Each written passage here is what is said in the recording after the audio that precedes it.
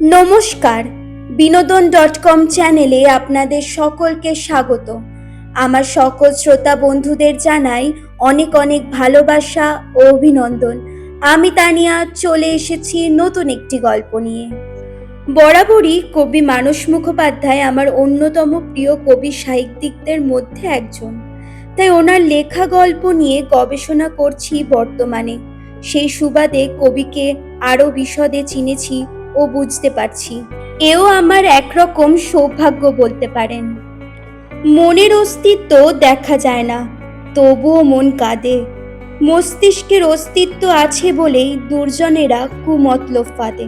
আজকের গল্প পাঠে রয়েছে কবি মানস মুখোপাধ্যায়ের লেখা গল্প ফাঁসজাল। এই দাদা, ওঠ, অনেক বেলা হলো, 9টা বেজে গেছে। মনি কয়েকবার দরজায় ধাক্কা দিল, কোনো সাড়া শব্দ না পেয়ে আবার রান্নাঘরে ঢুকলো।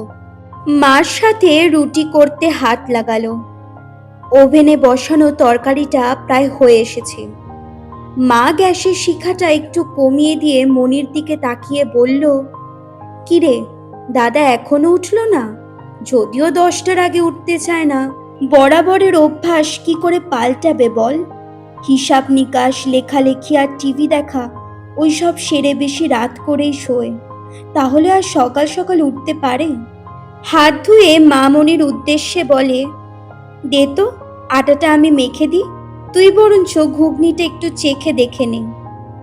তোর দাদা কয়েকদিন ধরেই বলছে মা অনেকদিন রুটি দিয়ে ঘুগনি খাওয়া হয়নি, ভাগ্যিস ঘরে একটু বুট ছিল, তাই রক্ষে।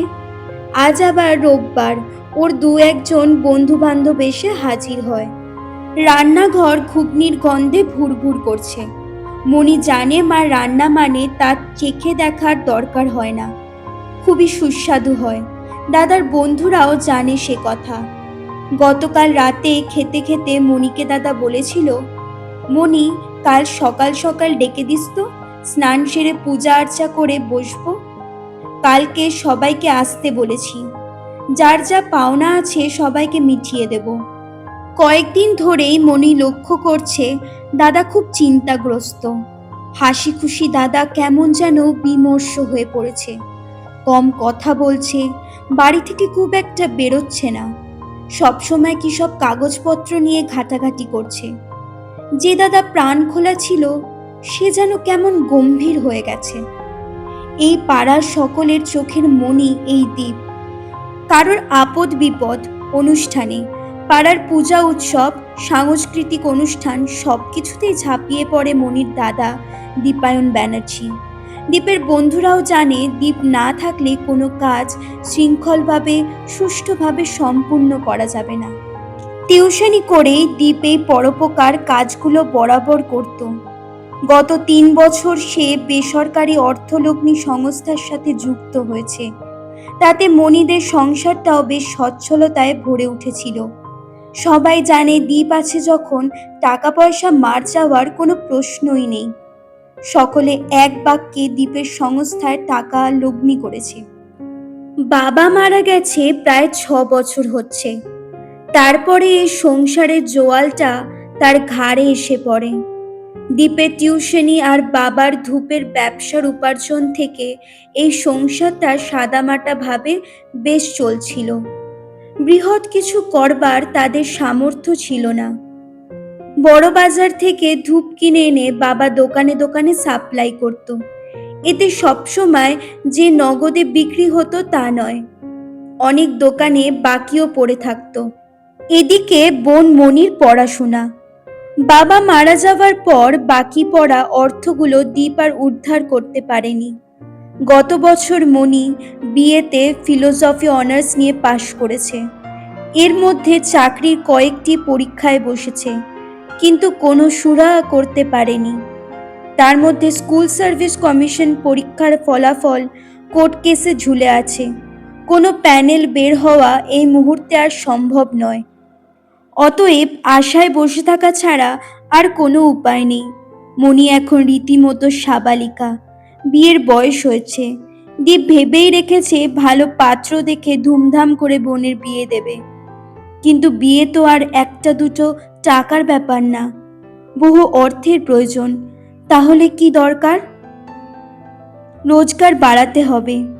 বাধ্য হয়ে লোভনীয় অফারের সুযোগটা হাতছাড়া করল না, ঠকে গেল স্বল্প বিনিয়োগ সংস্থায়। অনেক ভেবেচিন্তে দীপ দেখেছিল কম সময়ে বেশি উপার্জন করার এই একটি মাত্র উপায়। তাই আর কোনো দ্বিমত করেনি। তখন দীপ জানতো না এসব সংস্থাগুলির মধ্যে কত রহস্য লুকিয়ে আছে, কত ফাঁস জাল পাতা আছে। ঘুণাক্ষরে তা বুঝতে পারেনি। কয়েক মাস ধরে মনি লক্ষ্য করছে টিভি কাগজগুলোতে তোলপাড় হচ্ছে একটা সংবাদ। বেআইনিভাবে গজিয়ে ওঠা কিছু বেসরকারি বিনিয়োগ সংস্থা জনগণের সাথে অর্থলগ্নি বিষয়ে চিটিং করছে। চারিদিকে শোরগোল ওঠায় এ ব্যাপারে সরকার নড়ে চড়ে বসেছে। চলছে ধরপাকড়, তদন্ত। দ্বীপের কোম্পানিও স্থানীয় শাখায় তালা ঝুলিয়ে চলে গেছে। মনি বুঝতে পারছে সম্ভবত ওই কারণেই দাদা খুব মুশকিলে পড়েছে। দাদার গুম হয়ে থাকাটা মনি কোনোভাবেই ভালো মনে নিতে পারছে না। মনি দাদাকে খুব ভালোবাসে, দাদাও যে তাকে খুব স্নেহ করে। মনির যে কোনো আবদার দাদা মিটিয়ে দেয়। দাদার মনটাকে অন্যদিকে ঘোরাবার জন্য মনি বলেছিল, চ দাদা, কদিন আমরা কোনো জায়গা থেকে ঘুরে আসি। দাদা খুব ভেবেচিন্তে বলেছিল, না রে মনি, সেটা সম্ভব না। এই মুহূর্তে বাড়ি থেকে চলে গেলে সবাই ভাববে আমরা পালিয়ে গেছি। তার চেয়ে বরং ভাবছি মনি, বারাসাতে যে জমিটা কিনেছিলাম সেটা বিক্রি করে সকলের টাকা পয়সা মিটিয়ে দেব। আমাদের দুদিন হয়তো কষ্ট হবে, তারপর দেখা যাবে। রুটির পোড়া গন্ধ নাকে আসতেই অন্যমনস্ক মনি সচকিত হয়ে রুটিটা উল্টে দিল। মা চেঁচিয়ে উঠল, কিরে মনি, কি অত ভাবছিস? অন্যমনস্ক হয়ে পড়েছিস কেন? ঠিক করে রুটিগুলো কর। তোর দাদা আবার পোড়া রুটি একদম পছন্দ করে না, খুব রেগে যাবে। পোড়া জিনিসটাই একেবারে সহ্য করতে পারে না।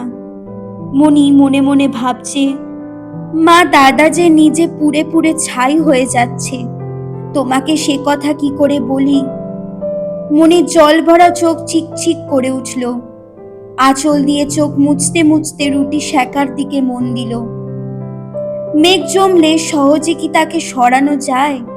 যতক্ষণ না ঝড় হয়, বৃষ্টিপাত হয়, ততক্ষণ আকাশ পরিষ্কার হয় না। মনির মনে ভাবনা চিন্তাগুলো আবার জড়ো হতে থাকে। দিন কয়েক আগে দাদা তাকে বলেছিল, মনি, জায়গাটা বিক্রি করে অনেক টাকাই পাওয়া গেল, তবু চিন্তা রয়ে গেল। হিসাব নিকাশ করে যা দেখছি তাতে সবার মেটানো সম্ভব হবে না। এখন এই মুহূর্তে কারোর কাছে যে টাকা ধার নেব বিশ্বাস করে, আর কেউই দেবে না। আত্মীয় পরিজন, বন্ধু বান্ধব, পাড়া প্রতিবেশী কেউ না। দেখি কি করা যায়। দাদার চিন্তা মনিকে আরো ভাবিয়ে তুলছে। সিঁদুরে মেঘ দেখার মতো মনির মানসিক অবস্থা। তবু মনে একটা ক্ষীণ আশার আলো ফুটে উঠতেই দাদাকে বলল, দাদা, তুই একবার মেজো কাকুর কাছে যা না, যদি সে কোনো সুরাহা করে দিতে পারে। একটা দীর্ঘশ্বাস ফেলে দীপ বলল, মনি, তাও শেষ চেষ্টা করেছিলাম। দিন কয়েক আগে বিরাটিতে গিয়েছিলাম, কাকুকে সব বিস্তারিত বললাম। কত আর চেয়েছিলাম? 1,00,000 টাকা। কাকু কাকিমা দুজনেই সরকারি চাকরি করত, ইচ্ছে করলে কি দিতে পারতো না? ওরে মনি, দেবে না, দেবে না। এই মুহূর্তে কারো কাছে সাহায্য পাওয়া যাবে না। মনি জানে, মনি শুনেছে, এই মেজ কাকাকে বাবা ওপার থেকে নিজের কাছে এনে পড়াশুনো করিয়ে বড় করে তুলেছিল। তার বড় হওয়ার পিছনে মারও কম অবদান নেই। তখনও দাদুরা বিনিময় করে এপারে আসেনি। দেশ স্বাধীন হওয়ার কিছুদিন পর দাদুরা আর ওপারে থাকলো না। তখন তাদের পরিবারে ছিল দাদু, ঠাকুমা, ছোট কাকা আর এক পিসি। দাদু এপারে এসে পিসির বিয়ে দেয় খুব ধুমধাম করে। ছোট কাকা তখন হাই স্কুলে পড়ে। দাদু আর ছোট কাকা মিলেই জায়গা জমি ক্ষেত খামার দেখত। দাদুর ভিটে বাড়ির জায়গাটাও অনেক ছিল, গাছ গাছালিতে ভর্তি। কি গাছ নেই! মনি তো স্কুলের ছুটি পড়লেই দাদুর বাড়ি চলে যেত। জায়গাটা তার খুব ভালো লাগতো। তখনই মনি দেখেছে উঠোন ভর্তি কাটা ধান গাছে লাট পড়ে থাকতো। তারপর সেগুলো ছাড়াই মাড়াই করে বস্তাবন্দি হতো। দাদু অসুস্থ হওয়ার পর মেজকাকু সেই ভিটে বাড়ি বিক্রি করে তাদের, মনিদের এখানে সবাইকে তুলে দিয়েছিল। সেই ভিটে বাড়ি কত টাকায় বিক্রি হয়েছে তার হিসাব বাবা কোনো দিন নেয়নি। বাবার সে মানসিকতাও কোনো দিন ছিল না। মেজকাকু উপজেই বলেছিল, বাবাকে টাকাগুলো ছোট ভাই আর বোনের নামে ফিক্সড করে দিলাম। আসলে পিসির অবস্থা খুব একটা ভালো ছিল না। বাবা এ বিষয়ে সত্য মিথ্যা কোনোদিন যাচাই করতে যায়নি। মেজকাকু সেটা জানতো বলেই বাবাকে ফাঁকি দেওয়ার সুযোগটা বেশি ছিল। দাদু ঠাকুরমা মারা যাওয়ার পর ছোট কাকুকে কলকাতায় একটা প্রাইভেট কোম্পানিতে চাকরির বন্দোবস্ত করে মেসে থাকার ব্যবস্থা করে দিয়েছিল। মনি এও জানে পরবর্তীতে মেজকাকু চুপি চুপি দাদুর পড়ে থাকা টাকির ফসল জমিগুলো ধীরে ধীরে সব বিক্রি করে দিয়েছিল।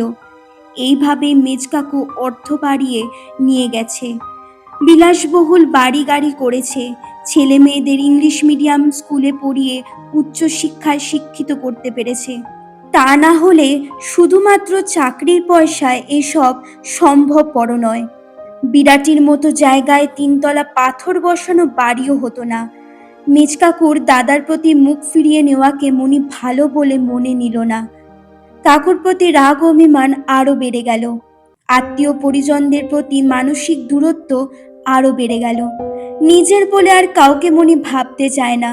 মনি জানে এই দাদাই এক সময় পাড়া প্রতিবেশী, বন্ধু বান্ধব, আত্মীয় পরিজনদের বিপদে আপদে দুহাতে অর্থ সাহায্য করেছে। আজ তার দুর্দিনে কেউ নেই পাশে। কথায় বলে, বিপদে না পড়লে মানুষকে চেনা যায় না। আজ দীপ তা হাড়ে হাড়ে টের পাচ্ছে। তবে গুটি কয়েক বন্ধু আছে এখনো তার নেওটা। তারা দাদার পাশে থেকে সান্ত্বনা দেওয়া, নিয়মিত যোগাযোগ রেখে আলাপ আলোচনা করে যাচ্ছে। তারা দাদাকে দূরে ঠেলে দেয়নি। তারাও তাদের পারকতা অনুযায়ী সাহায্যের হাত বাড়িয়ে দিয়েছে। কিন্তু উত্তপ্ত মাটিতে কয়েক ফোঁটা জল পড়ার মতো অবস্থা তাতে সিক্ত হবে না এই উত্তপ্ত পরিস্থিতি। এদিকে স্থানীয় উঠতি যেসব নেতারা দাদার সুখ্যাতি করত, তারাই এখন উল্টে ঘুরে বসেছে। আসলে তখন তো দাদার কাছ থেকে পার্টির অনুষ্ঠান সম্মেলন অর্থ পেত। তারা দেখা করে বলে গেছে, এক প্রকার হুমকিও বলা যায়। দেখো দীপ, পার্টি এ ব্যাপারটা গুরুত্ব সহকারে দেখছে, যেহেতু বহু গরিব দুস্থ মানুষদের স্বার্থ জড়িত। তোমার কাছে আমরা দুটো পথ খোলা রাখছি। এক হয় সবার অর্থ 1 মাসের মধ্যে মিটিয়ে দাও, আর 2 আমাদের পার্টি ফান্ডে মোটা টাকা অর্থ ডোনেশন দিয়ে দাও। আমরাই দেখছি থানা পুলিশ দুস্থ মানুষদের কিভাবে সামাল দেওয়া যায়। দাদা মনিকে এসব ব্যাপারে জানাতে মনি বুঝতে পারছে এতেই দাদা আরো ঘাবড়ে গেছে। অনেক চিন্তা ভাবনা করে মনিকে দাদা জানিয়েছিল তার সিদ্ধান্তের কথা। যেভাবেই হোক সবাইকে সব মিটিয়ে দেবে। আগামী রোববার দুপুরে সবাইকে আসতে বলেছে। আজ সেই রোববার, সেই কারণে মনি বারবার দাদাকে তোলার চেষ্টা করে যাচ্ছে। বাড়ির দেওয়াল ঘড়িতে ঢং ঢং করে 11টার ঘন্টা বাজতেই মা চেঁচিয়ে উঠল, এই মনি, এইবার দাদাকে ডেকে তোল। কত বেলা হলো বলতো? বাবারে কি ঘুম না ঘুমোচ্ছে ছেলেটা। মনি কলতলা থেকে চিৎকার করে বলে উঠল, হ্যাঁ মা, আমি যাচ্ছি। দীপ, দীপ, এই দীপ। বাইরের বারান্দা থেকে কারা যেন ডাকছে। মনি তড়িঘড়ি কলতলা থেকে বেরিয়ে বারান্দায় এলো। দেখলো পিন্টুদা রাজুদা এসেছে। দুজনেই দাদার খুব ঘনিষ্ঠ বন্ধু। দেখো না পিন্টুদা রাজুদা, দাদাকে কখন থেকে ডাকছি, ওঠার নামটি নেই। সে কি রে, এত বেলা হলো এখনো ওঠেনি? এদিকে দুপুরে তো সবাইকে আসতে বলেছে। 2 বন্ধু মুখ চাওয়াচাবি করে বলল, চত দেখি। দ্বীপের দরজার কাছে এসে দুজনে খুব ডাকাডাকি। শেষমেশ দরজায় জোর ধাক্কাধাক্কি শুরু করলো। তাতেও কোনো সাড়া না পাওয়াতে পিন্টু গভীর শ্বাস ছেড়ে বলল, কিরে বাবা, কুম্ভকর্ণের ঘুম নাকি? রাজু একটু চিন্তিত হয়ে পড়ল। গম্ভীর স্বরে পিন্টুকে বলল, আমার কিন্তু ভালো ঠেকছে না। কথাটা মনির কানে যেতেই বিদ্যুৎ তরঙ্গের মতো সারা শরীর অজানা আতঙ্কে কাঁটা দিয়ে উঠল। হাউ হাউ করে কেঁদে উঠল। রাজু সান্ত্বনার স্বরে বলে উঠল, আরে তুই আবার কেঁদে উঠলি কেন? মনির কান্নার স্বর কানে যেতেই মা রান্নাঘর থেকে চিৎকার করে বলে যাচ্ছে, কিরে মনি, কাঁদছিস কেন? দাঁড়া, যাচ্ছি। আবার কি হলো? রাজু পিন্টুকে বলল, পিন্টু, আর দেরি করে লাভ নেই, দরজা ভাঙ। রাজু জানে পিন্টু রীতিমতো শরীর চর্চা করে, চেহারাটা বানিয়েছে বেশ শক্তপোক্ত। ওই পারবে এই কাজটা করতে, তার মতো রোগা পাতলার কাজ নয়। তাদের মাসল ম্যান হিসাবে পিন্টুই সবকিছু ব্যাপারে সামনে এগিয়ে যায়। এজন্য এলাকায় অনেকেই তাকে ভয় পায়। সবাই জানে পিন্টু হাত চালানো মানে হাসপাতালের বেড বুক করা। নির্দেশ পাওয়া মাত্রই পিন্টু শরীর ফুলিয়ে গর্ব সহকারে কয়েকবার জোর ধাক্কা দিতেই দরজা খুলে গেল। এত সহজে কাজটা হয়ে যাবে পিন্টু নিজেও ভাবেনি। মনে হয় শুধুমাত্র ছিটকানি দিয়ে দীপ শুয়ে পড়েছিল। হন্তদন্ত হয়ে দুই বন্ধু দীপের নাম ধরে ডাকতে ডাকতে ছুটে গিয়ে বিছানায় হুমড়ি খেয়ে পড়ল। আঁচলে চোখ মুছতে মুছতে ধৈর্যহীনা বোন তড়িঘড়ি তাদের পিছন পিছন ঢুকে পড়ল। ততক্ষণে দুই বন্ধু যে দৃশ্য দেখল তা তাদের কল্পনাতীত। গভীর ঘুমে আচ্ছন্ন দ্বীপ।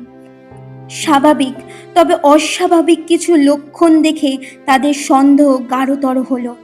বিছানার পাশে একটা ঔষধের শিশি, দ্বীপের মুখের কোণায় কষানির দাগ যা শুকিয়ে গেল স্পষ্ট বোঝা যাচ্ছে। বুকের উপর একটা খোলা ডায়েরি, কিছু ফাইল বিক্ষিপ্তভাবে বিছানায় পড়ে আছে। রাজু ঔষধের শিশিটা তুলে ভালো করে লক্ষ্য করল। আস্তে আস্তে কপালে রেখার ভাঁজ পড়ল। পিন্টু হতভম্বের মতো ধীরে ধীরে দ্বীপের নাকের কাছে হাতটা দিয়ে কি যেন দেখল। সম্ভবত শ্বাসের ক্রিয়াধারা যথার্থ আছে কিনা। তার কপালও কুঁচকে উঠল। রাজু ফিসফিস করে পিন্টুকে বলল, মনে হচ্ছে ঘুমের ট্যাবলেট খেয়েছে। চাপা স্বরে পিন্টু ভীতু হয়ে বলল, নিঃশ্বাস প্রশ্বাস পড়ছে না। দুজনের চোখ দুটো ছলছল করছে। মনি কি বুঝলো কে জানে, সম্ভবত একটা খারাপ কিছু আন্দাজ করে হাউমাউ করে দাদার বুকের ওপর আছড়ে পড়ল। দাদা, এ তুই কি করলি? মনির চোখের জলে ভিজে যাচ্ছে দ্বীপের শরীর।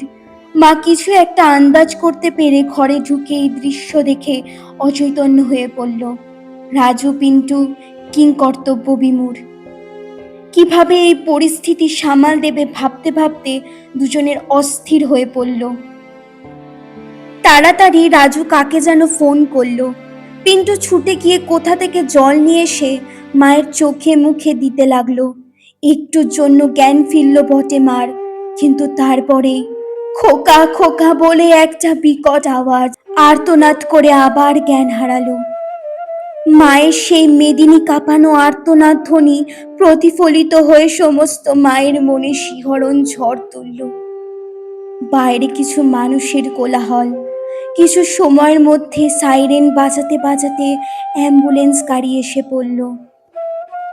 ততক্ষণে আরো কয়েকজন বন্ধু এসে পড়ায় রাজু পিন্টুর সুবিধা হলো। ধরাধরি করে অ্যাম্বুলেন্সে তুলল বটে রাজু পিন্টু। মুখ চাওয়াচাওয়ি করে মনে মনে ভাবল, শেষ রক্ষা হয়তো করতে পারবে না তারা, কিন্তু দ্বীপের মা বোনকে সান্ত্বনা দেওয়ার জন্য এটুকু তাদের করতেই হবে। মা মেয়ে পরস্পরকে জড়িয়ে ধরে কাঁদতে কাঁদতে আকুল হয়ে পড়ল। রাজু পিন্টু গাড়িতে উঠে যেতেই বাকি বন্ধুরা থেকে গেল। কিভাবে অশুভ ঝড়ে বিধ্বস্ত পরিবারটিকে স্বস্তির বাতাবরণে ফিরিয়ে আনা যায় তারই প্রচেষ্টায়। অ্যাম্বুলেন্সের চারিধারে ভিড় করা প্রতিবেশী আর পাওনাদারদের আধার নামা মুখগুলো তখন কোনো এক অনিশ্চয়তায় পেন্ডুলামের মতোই দোদুল্যমান। চলন্ত গাড়িতে রাজু পিন্টু দুজন দুজনের দিকে তাকাতে পারছে না। সামনে সইত দ্বীপের নিথর শরীর। দুজন দুদিকে মুখ ঘুরিয়ে চোখের জল সংবরণ করার চেষ্টা করছে। কিন্তু পারছে না। আপনা হতেই চোখ থেকে জল ঝরে পড়ছে। তারা বুঝতে পারছে আর কখনোই তাদের প্রিয় বন্ধু দীপকে যথাসাধ্য চেষ্টা করেও তার মা বোনের কাছে ফিরিয়ে দিতে পারবে না। যেটুকু করছে সেটুকু নিয়ম রক্ষা আর সান্ত্বনা ছাড়া আর কিছুই না। চোখের সামনে একটা জল জ্যান্ত দীপশিখা নিভে গেল। কিছু দুষ্ট চক্রান্তদের ফাঁস জালে বিদ্ধ হয়ে হারিয়ে গেল এক নির্ভেজাল আদর্শ মোড়া ছেলের জীবন। অতল জলে নিমজ্জিত হলো একটা পরিবার।